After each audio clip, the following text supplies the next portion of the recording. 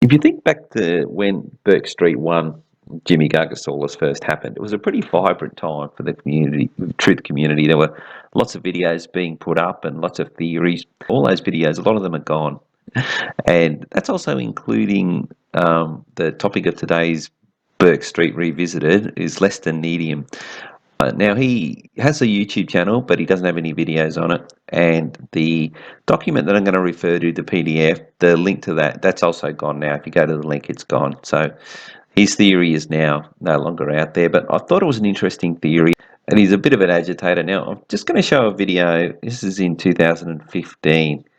And this sort of shows that he was quite active in the truth community. He had videos up and he was certainly getting out there. And we'll sort of get a bit of an idea of what Lesta was about prior to the Bourke Street 1 Jimmy Gargasaurus event. This video is my final accounting to Lesta.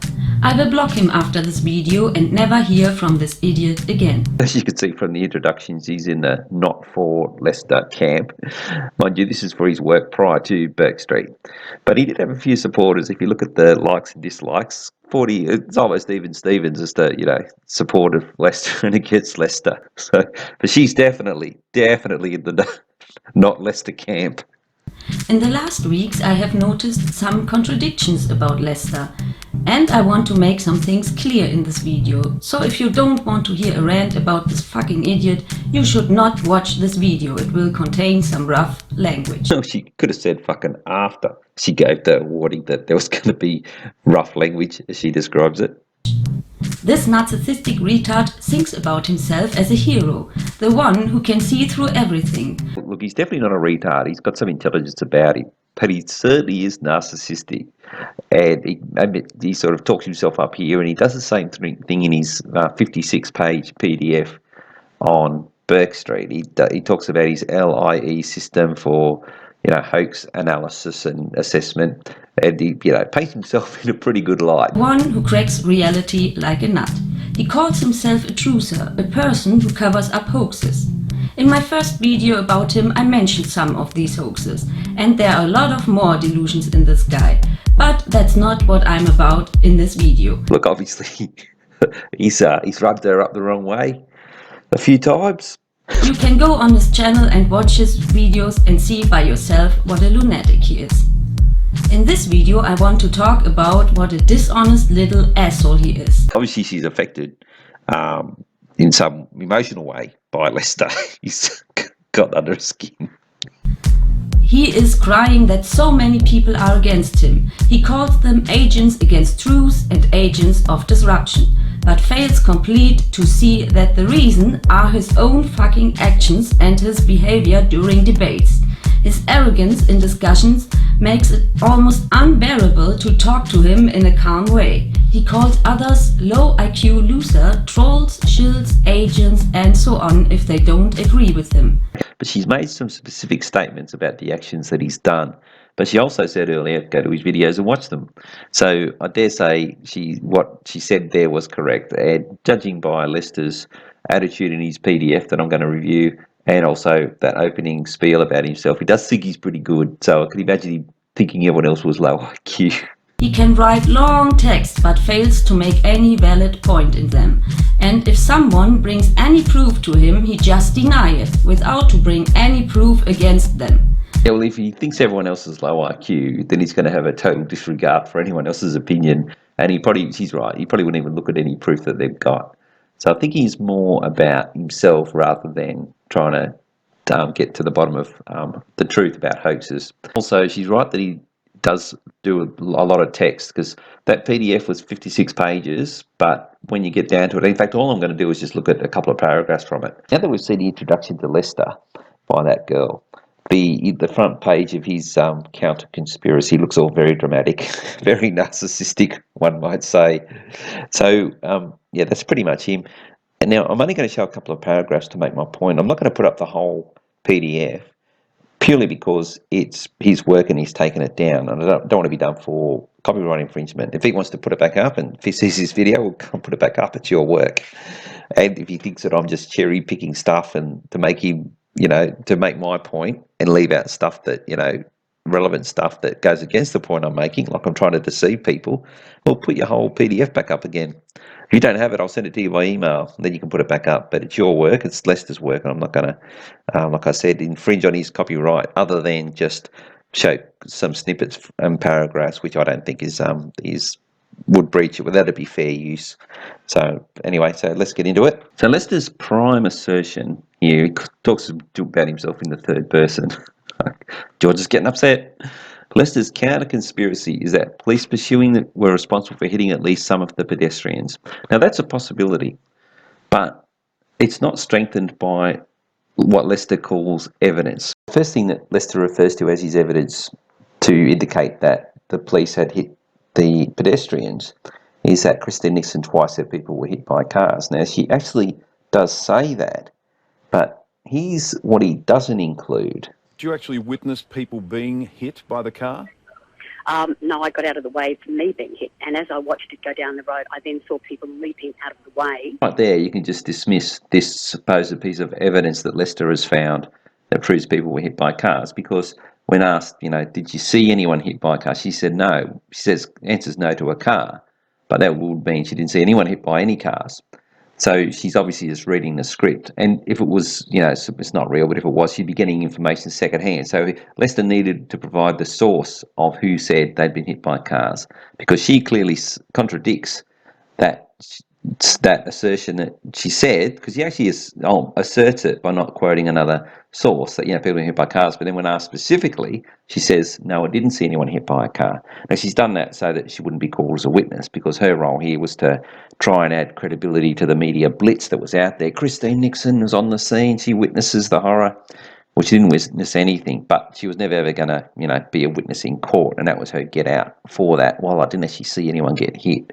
And now his second lot of evidence is that police assaulted the driver on the ground, and he asserts that, you know, they were angry because he caused them to hit people. I mean, then he starts trying to get into the heads of a police officer. If you were a police officer and then he tries to talk about what they would and wouldn't do. First of all, this is so messy for him to say that, because first of all, it's scripted. And they could easily have scripted, you know, that action into it as to say, you know, they were pissed off that he had killed the people, supposedly, as part of the script to strengthen it. There's nothing there. This is just a nothing thing that he's put in here. Lester's, okay, this little piece here does, and remember the mental illness videos where they jumped on that guy and they bashed into him? That was all scripted. So, you know, and he even admits that, he tries to sit on the fence, but he knows it's fake anyway. That's why he's even talking about it and trying to. Look, his whole video was the whole PDF, he really spends about 90% of it just attacking other truthers, trying to make out like he's the number one truther. And that comes back to his narcissism, which was pointed out by the well-spoken young woman at the start of this video. So this here, it's not even evidence. He's got it in here, and, you know, it adds nothing to his argument. Now, the third proof that Lester thinks he's got that the police cars ran down pedestrians is that there's no CCTV footage of anyone on Bourke Street. There's just none at all. Now, he does that by a process of elimination. Now, he's correct when he says that it's not because that he eliminates two other possibilities. There was too much gore, the official narrative, and that's obviously eliminated straight away because they've shown much worse than that on TV. The second scenario that he eliminates is that they didn't show the footage on Bourke Street because conspiracy theorists say that he didn't go down there. And we know that to be the case because they could easily have staged the people getting run over. Now, two points I make about that. Firstly, they haven't had to do that in the past and they've got away with it. So why would they do it here with Nice? They just showed the truck before, then just driving down the road, then showed the aftermath, and never publicly made available any footage of anyone being hit.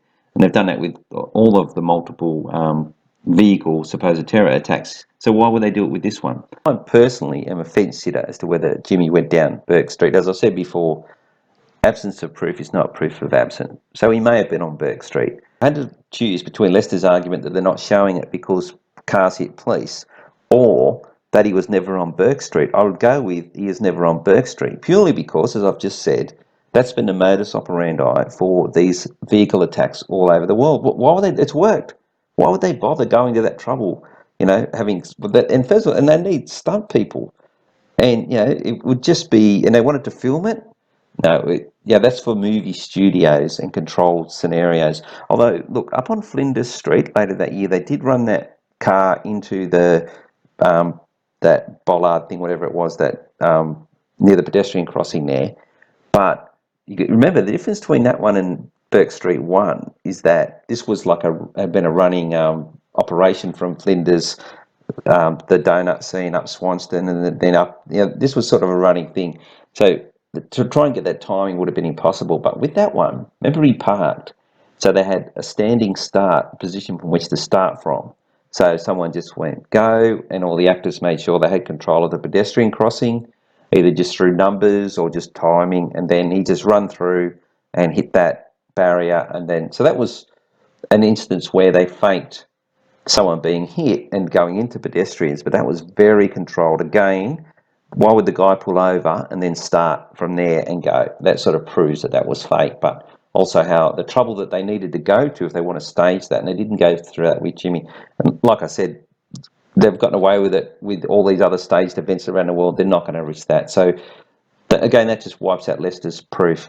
That's all I'm going to show of Lester's PDF, but I will sort of comment on some of the other material in there. And look, this PDF was done 2 years after that young lady gave her assessment of Lester, and it pretty much aligns. That's what Lester is about. He infers everyone else is below him in his PDF, and that's what she says. He does spend a lot of time labouring points. He could have just said what I said earlier on in this video, absence of proof is not proof of absence, but instead he goes through this, it goes on for about 4 paragraphs, and he's just all over the shop. So he's very long-winded, and there's not much in there. In one sentence, what could be said in one sentence, he takes about 4 paragraphs, so she's correct in that.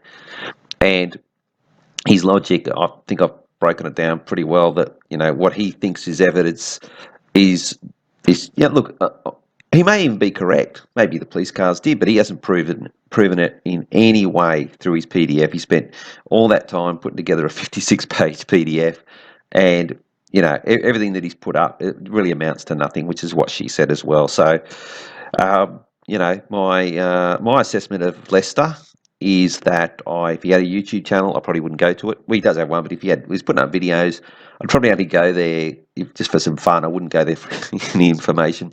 He does have a Twitter account. I didn't even bother looking at it. I don't have a Twitter account myself. I just saw when I did the searches, Twitter, Lesta Nediam. If it's the same guy, I didn't even bother to check that. So, if you still want to track him, I guess you could go down there. But, so that's pretty much it. I know, now I'm just finishing off this video, but last night I'd read a few comments, and Robbo Max had mentioned he had a few Barneys with Lester. So based on what I've seen of Lester and the prior information provided on that girl, I'd probably it'd be a tough one. I'd probably just lean slightly towards Robbo Max. Robbo Max's ability to see the truth in not just the whole thing, but also within the minutiae of these events. I just thought I'd mention that because Robbo went to the trouble of making some comments on my channel, which I always appreciate. So I just thought I'd throw him in there at the end. So, all right, that's it. So the buzzer for Lester is bum bum. All right, that's it for this one.